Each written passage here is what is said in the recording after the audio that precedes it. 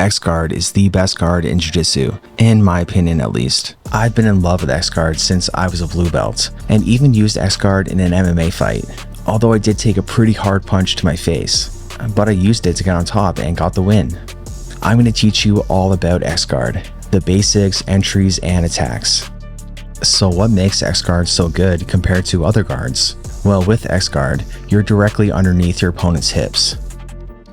With many sweeps, positioning yourself directly underneath your opponent's hips makes your opponent feel light and sweeping them relatively easy. And with X-guard, that's exactly where you're positioned. So if X-guard is so great, why not just use X-guard and abandon all other guards? Well, X-guard is a little bit more difficult to enter into compared to other guards.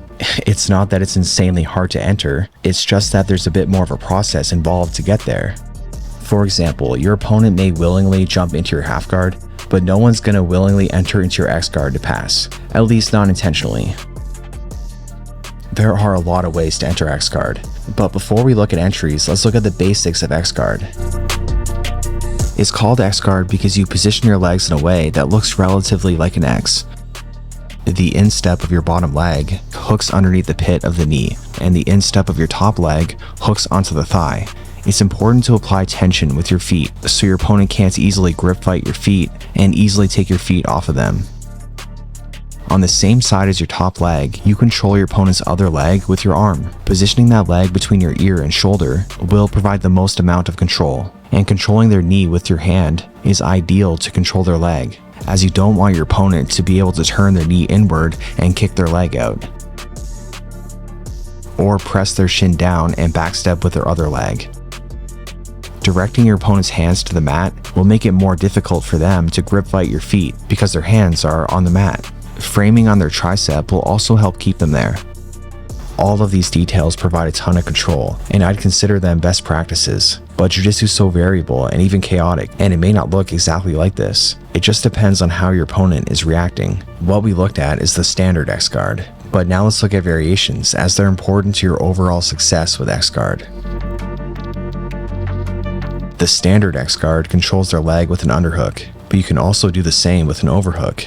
I prefer the underhook style of X-guard, and if I enter with the overhook, I'll often switch to an underhook. But I do think you have slightly better control of their leg with an overhook, and it can be easier to enter into leg locks like ankle locks, because you have the grip you need for an ankle lock. The overhook is also the grip utilized with another variation of X-guard, which is single leg X. Single leg X is basically the standard ankle lock position, but with your opponent standing up. With single leg X, the instep of your inside leg hooks onto the butt/thigh of your opponent, and the heel of your outside leg hooks onto their hip. It's important to keep your hips raised for maximum control of your opponent's hips. Single leg X can be used as an attacking position or as an entry to X-guard itself. It's especially useful to transition when they're fighting your grips to take your feet off them. You can transition the foot from the outside to the inside for X-guard. The last remaining variation is reverse X-guard, where you switch your top leg and your bottom leg. This is typically done to enter into the saddle. All you have to do is use your bottom leg to pull their leg to you to position it between your legs. Now that we've covered basics and variations, now let's move on to entries. Quickly, I want to share with you my favorite supplements from Transparent Labs. Their bulk pre-workout is powerful. When I don't have the energy to train, I take a scoop, and the difference I feel in my energy is night and day. I love that there's no artificial colors, no fillers, and their transparency allows you to know exactly what's going into your body. Use code Jordan for 10% off your order at transparentlabs.com, or click the link below. Anytime your opponent steps close to your head, this provides you what you need to enter X-guard, the ability to get underneath their hips.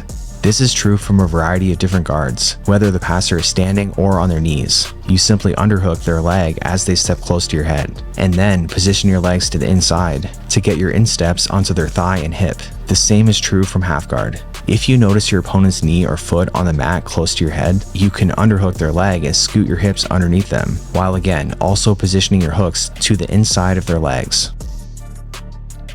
To get fully underneath your opponent, you need their legs to be light, which is why you can direct their body weight away from you to take their weight off their legs. In the gi, I'll normally grab their lapel to move them.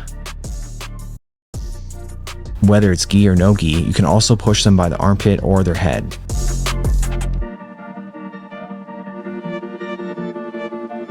My most common way to enter X guard from butterfly guard is when the opponent defends the sweep by posting with their leg. They again step close to your head.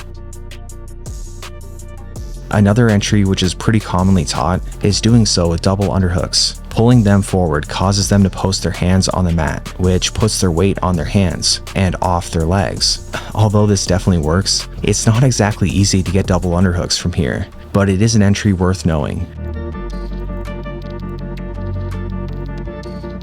As much as I can in my guard, I always try to get shin on shin, as it can provide access to the hips for leg locks, back takes, but also X guard.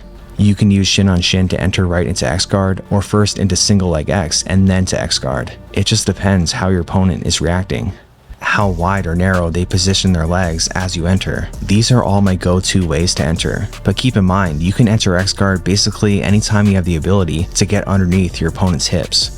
So have that be your objective and be on the lookout for it, and you should be able to enter from plenty of different positions. Now let's look at sweeps. This is my favorite X guard sweep as it's the most graceful. All you need to do is grip their far side sleeve or wrist and pull it towards your body so they can't post out, and extend your legs to cause them to fall forward. The easiest time to obtain this grip is when your opponent is grip fighting your feet or gripping your lapel. This sweep can be performed in no-gi, but it's just a bit tougher to get a strong grip on the wrist compared to the sleeve. If you can't get a grip on that far side arm, no worries, as that's where these next sweeps come in. This one's pretty simple. Push on their hips with your top foot to direct their hips to the mat, and lower your bottom foot to trip them.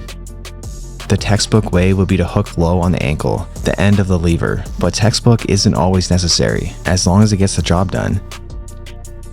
You can keep your foot on the inside of the knee. It will usually just end up being more of a lift than a trip. A great time to go for this is when your opponent is posturing up from having their hands on the mat. You can use their momentum against them and trip them as they posture up. It's pretty simple. You extend them away and stand up. The textbook way to do this will be to place the foot of your bottom leg on their thigh and then straighten that leg to take their weight further off the leg that you have control with your arm, and then taking your foot off their thigh so you can get up using a technical stand-up. This is usually what I'm striving for, but again, Jiu-Jitsu is so variable. It might look different depending on how your opponent is reacting.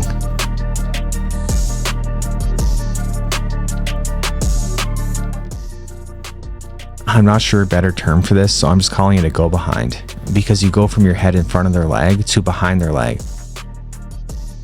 If you're putting their hands on the mat, their leg will be light and relatively easy to move. The textbook way to finish this would be to insert both your insteps behind them for a position called the crab ride, and then you just take their back. But again, Jiu-Jitsu is variable and chaotic, so whatever you need to do to end up in top position or take the back takes precedent over one specific technique. The same is true for all these techniques. Often they may look a little bit different, and often you'll attack one technique and they'll counter and you follow it up with another technique. The more you can be adaptable, the better of a grappler that you'll be. Alright, let me know what position you'd like me to cover next. And make sure to pick up my Jiu-Jitsu theory course to learn more about the underlying principles of Jiu-Jitsu.